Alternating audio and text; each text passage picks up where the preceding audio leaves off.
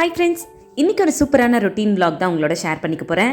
இந்த vlogல நான் ஷேர் பண்ணக்கூடிய விஷயங்கள் கண்டிப்பாக உங்களுக்கு யூஸ்ஃபுல்லாகவும் இருக்கும், இன்ட்ரெஸ்டிங்காகவும் இருக்கும். வாங்க வீடியோக்குள்ளே போகலாம். Welcome to me and my life. நான் உங்கள் பிரியா. இந்த vlog பார்த்திங்கன்னா மார்னிங்லேருந்து எடுத்தது. மார்னிங் பிரேக்ஃபாஸ்ட்லாம் ப்ரிப்பேர் பண்ணி முடிச்சதுக்கப்புறமா வாசலில் வாரத்துக்கு ஒரு தடவையோ 2 தடவையோ எனக்கு டைம் கிடைக்கும் பொழுது இந்த மாதிரி எலுமிச்சம்பழத்தை கட் பண்ணி அதில் மஞ்சள் குங்குமம் வச்சு அந்த நிலவாசலில் வைப்பேன். இது வந்து கொஞ்சம் வீட்டுக்குள்ளே நெகட்டிவ் எனர்ஜி வராமல் வீட்டை எப்போவும் ஒரு பாசிட்டிவ் வைப்போடு வச்சுக்கிறதுக்கு ரொம்ப யூஸ்ஃபுல்லாக இருக்கும். அப்படின்றதுனால இந்த ஒரு ஹேபிட்டை நான் ரெகுலராக ஃபாலோ பண்ணுவேன். வாசலில் சின்னதாக ஒரு விளக்கு ஏற்றி வைப்பேன். அப்படி இல்லைன்னா இந்த மாதிரி தூபம் இல்லை சாம்பிராணி அந்த மாதிரி ஏதாவது ஒன்று ஏற்றி வைப்பேன். ஸோ தட் அந்த மார்னிங் டைமில் நமக்குமே வந்து மைண்ட் ரொம்ப ரெஃப்ரெஷிங்காக இருக்கும், ரொம்ப பாசிட்டிவாக இருக்கும் அந்த டே ஃபுல்லாக. ஸோ அதெல்லாம் முடித்ததுக்கப்புறமா வீட்டில் எப்போவும் ரொட்டீனாக இருக்கக்கூடிய வேலைகளை ஸ்டார்ட் பண்ணணும். அதுக்கு முன்னாடி வந்து நேற்று டிமார்ட்க்கு போயிட்டு வந்திருந்தோம். எதுக்குன்னா வீட்டில் வந்து ஒரு 2-3 டேஸ்க்கு முன்னாடி சாப்பிட்ற பிளேட் இருக்கும்ல, பிரேக்ஃபாஸ்ட் எடுத்துக்கிறதுக்கு நம்ம யூஸ் பண்ணக்கூடிய பிளேட், அது வாஷ் பண்ணி வச்சுருக்கும்போது தவறுதலாக கீழே விழுந்து உடஞ்சிருச்சு. ஸோ புதுசாக வாங்கணும் அப்படின்றதுனால டிமார்ட்லேயே வாங்கிடலாம். ஏன்னா ஆல்ரெடி நாங்கள் வாங்கினதும் அங்கே தான். ஸோ அங்கே வந்து இந்த மாதிரி கிச்சனுக்கு தேவையான நிறைய ப்ராடக்ட்ஸ் வந்து சீப் அண்ட் பெஸ்ட் ப்ரைஸாக இருக்கும். அந்த பொருளுமே ரொம்ப குவாலிட்டியாக இருக்கும். ஸோ அங்கே வாங்கிடலான்னு பார்த்தேன். ப்ளஸ் சாப்பிங் போர்டு வந்து ரொம்ப பழசாயிடுச்சு. ஸோ அதையும் புதுசாக ஒன்று வாங்கிடலாம் அப்படின்றதுனால டிமார்ட் போயிருந்தோம்.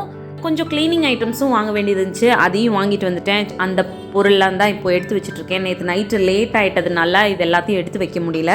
ஸோ தட் மார்னிங் எழுந்து இது எல்லாத்தையும் எடுத்து வச்சிடலாமேன்னு சொல்லிட்டு அந்த வேலை தான் பார்த்துட்ருக்கேன். அப்படியே அடுத்தடுத்து என்னோடய ரொட்டீன் வேலைகளை பார்த்துட்டு இன்றைக்கான வீடியோக்குள்ளே போயிடலாம். அதுக்கு முன்னாடி ஒரு சின்ன ரிக்வெஸ்ட், நீங்கள் இந்த வீடியோ பார்த்துட்டு இருக்கும்போதோ இல்லை பார்த்து முடிக்கும் போதோ அதில் இருக்க கண்டென்ட் உங்களுக்கு பிடிச்சிருந்துச்சு அப்படின்னா மறக்காமல் வீடியோ கீழே இருக்க லைக் பட்டனை கிளிக் பண்ணிக்கோங்க. அப்படி நீங்கள் கொடுக்க போகிற அந்த குட்டி குட்டி லைக்ஸ் எல்லாமே இன்னும் நல்ல நல்ல கண்டென்ட்லாம் நான் உங்களோட ஷேர் பண்ணிக்கிறதுக்கு எனக்கு கொஞ்சம் மோட்டிவேட்டிங்காக இருக்கும்.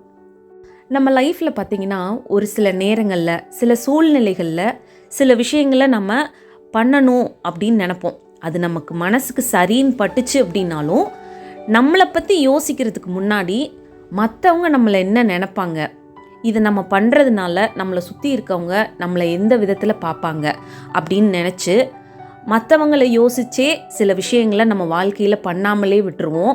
அப்புறம் ஒரு நாள் அதை நினச்சி ரொம்ப வருத்தப்படுவோம். நம்ம நினச்ச விஷயத்த அந்த டைமில் பண்ணியிருந்தா நம்ம லைஃப் இன்னும் கொஞ்சம் பெட்டராக இருந்திருக்குமே, நம்ம லைஃப்பில் இன்னும் நல்ல விஷயங்கள் நடந்திருக்குமே, மற்றவங்கள நினச்சே நம்ம அந்த விஷயங்களை பண்ணாமல் விட்டுட்டோமே அப்படின்னு நினச்சி ஒரு சின்ன குற்ற உணர்வும் நம்ம மனசுக்குள்ளே வரும். இல்லை அதை நினச்சி வருத்தப்படவும் செய்வோம்.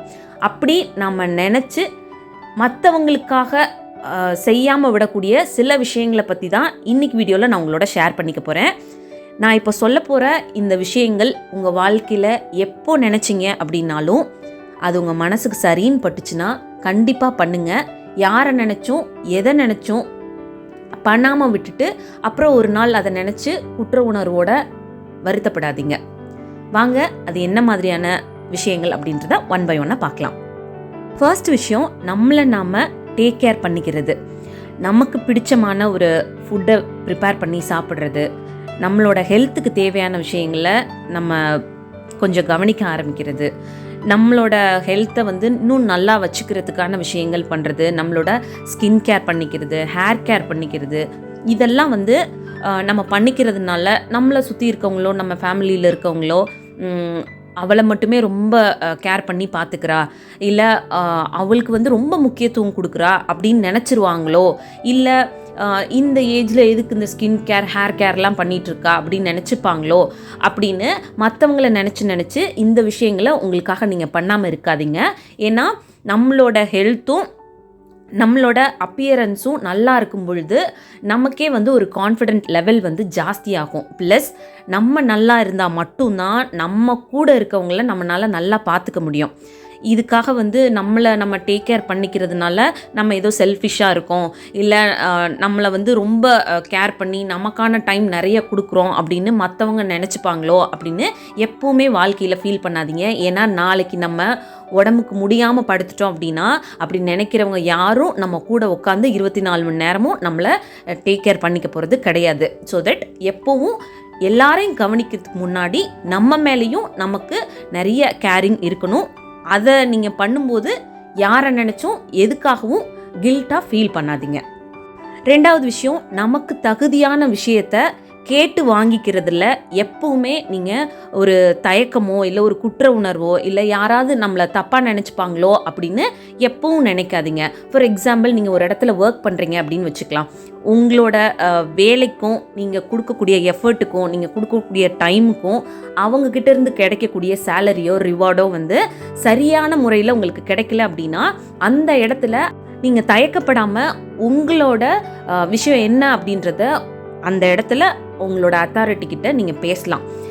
இப்படி நம்ம கேட்குறதுனால நம்ம ஏதோ பேராசைப்படுறோமோ, இன்னும் நிறைய சேலரி கேட்குறோம் அப்படின்னு நம்மளை அந்த இடத்துல தப்பாக நினச்சிக்குவாங்களோ, நம்மளை சுற்றி நம்ம கூட ஒர்க் பண்ணுற கொலீகோ இல்லை நம்மளோட ஹையர் அத்தாரிட்டியோ நம்மளை பற்றி என்ன நினச்சிக்குவாங்க அப்படின்னு நினச்சி தயக்கப்படாதீங்க. ஏன்னா நம்ம அந்த விஷயத்துக்கு டிசர்வான பர்சன், தகுதியான ஒரு பர்சன் தான் அப்படின்னு நமக்கு தோணும் பொழுது கண்டிப்பாக அந்த விஷயங்களை தயக்கம் இல்லாமல் கேளுங்க. அப்படி கேட்டோம் அப்படின்னா கண்டிப்பாக அந்த விஷயம் நமக்கு கிடைக்கும். இதுக்காக நம்ம யாரை நினச்சோம் எதை நினச்சோம் வருத்தப்படவோ இல்லை தயக்கப்படவோ இல்லை இப்படி கேட்குறதுனால நம்ம மனசுக்குள்ளே எந்த ஒரு குற்ற உணர்வோ இருக்க தேவையில்லை. மூணாவது விஷயம், நம்மளை சுற்றி இருக்கக்கூடிய எந்த ஒரு ரிலேஷன்ஷிப்பாக இருந்தாலும் அவங்க நம்மளை பெட்டராக ட்ரீட் பண்ணலை, அவங்க ட்ரீட் பண்ணுற விதம் நமக்கு பிடிக்கல அப்படின்னா அதை வெளிப்படையாக சொல்கிறதுல எந்த ஒரு தயக்கமோ இல்லை ஒரு மன வருத்தமோ இல்லை அதை சொல்கிறதுனால அவங்க நம்மளை தப்பாக நினச்சிக்குவாங்களோ அப்படின்ற ஒரு குற்ற உணர்வோ நமக்குள்ளே எப்பவும் இருக்க தேவையில்லை.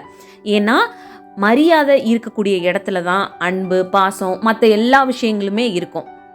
அவங்க நம்மளை ட்ரீட் பண்ணுற விதமே சரியில்லை அப்படின்ற பட்சத்தில் அது எந்த ஒரு ரிலேஷன்ஷிப்பாக இருந்தாலும் அவங்கக்கிட்ட இருந்து கிடைக்கக்கூடிய மற்ற எந்த ஒரு விஷயங்களாக இருந்தாலும், லைக் அவங்க நம்ம மேலே அன்பாக இருப்பாங்க, பாசமாக இருப்பாங்க அப்படின்னு நினைக்கிற விஷயங்கள் எதுவாக இருந்தாலும் அங்கே உண்மையாக இருக்க போகிறது கிடையாது. ஏன்னா அவங்க நம்மளை ட்ரீட் பண்ணுற விதமே சரியில்லாத பட்சத்தில் அவங்கக்கிட்ட இருந்து கிடைக்கக்கூடிய மற்ற விஷயங்கள்லாம் எப்படி சரியான விதத்தில் இருக்கும், சரியான முறையில் இருக்கும் அப்படின்றத கொஞ்சம் யோசிச்சு பாருங்கள்.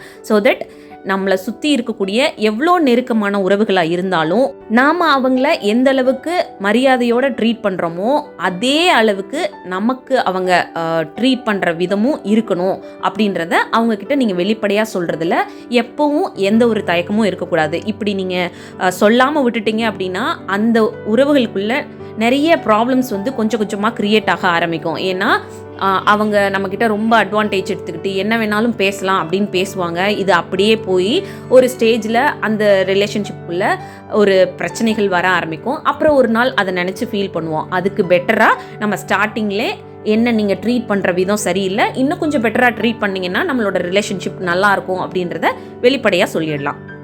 நாலாவது விஷயம் என்னென்னா, நம்மளோட சந்தோஷத்தையும் நிம்மதியும் அஃபெக்ட் பண்ணுற மாதிரி, டெஸ்ட்ராய் பண்ணுற மாதிரியான எந்த ஒரு ரிலேஷன்ஷிப்பாக இருந்தாலும் அதை விட்டு விலகிறதுலையோ இல்லை அவங்கள உங்ககிட்ட இருந்து விலக்கி வைக்கிறதுலையோ எந்த ஒரு கில்ட்டும் உங்களுக்கு இருக்கவே கூடாது. அதை நினச்சி வருத்தப்படவும் கூடாது. ஏன்னா அந்த மாதிரியான டாக்ஸிக்கான ஒரு ரிலேஷன்ஷிப் நம்ம லைஃப்பில் இருந்துகிட்டே இருந்துச்சுன்னா அதனால நம்மளோட லைஃப் ஒவ்வொரு நாளும் நிறைய விதத்தில் ஸ்பாயில் ஆகிட்டே இருக்கும். அப்புறம் ஒரு நாள் நம்மளோட வாழ்க்கையே ரொம்ப கஷ்டமான சூழ்நிலைக்கு தள்ளப்பட்டுரும். ஸோ அன்னைக்கு வருத்தப்பட்டு எந்த பிரயோஜனமும் இருக்காது.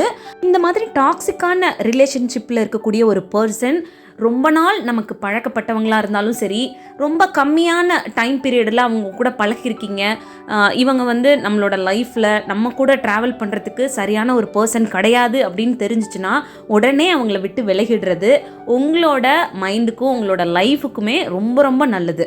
ஸோ இப்படி ஒரு ரிலேஷன்ஷிப்பை விட்டு வெளியில் வர்றதுக்கு எந்த விதத்துலையும் நம்ம ரெக்ரெட் பண்ணவும் தேவையில்லை. ஸோ அவ்வளோதான். இந்த மாதிரி நம்ம லைஃபுக்கு நல்லதுன்னு தெரிஞ்ச எந்த ஒரு விஷயத்தையும் யாருக்காகவும் எப்பவும் மிஸ் பண்ணிடாதீங்க. இன்னொரு vlogல உங்களை மீட் பண்ணுறேன். இந்த vlog பிடிச்சிருந்தா மறக்காமல் லைக் பண்ணுங்கள். தேங்க்யூ.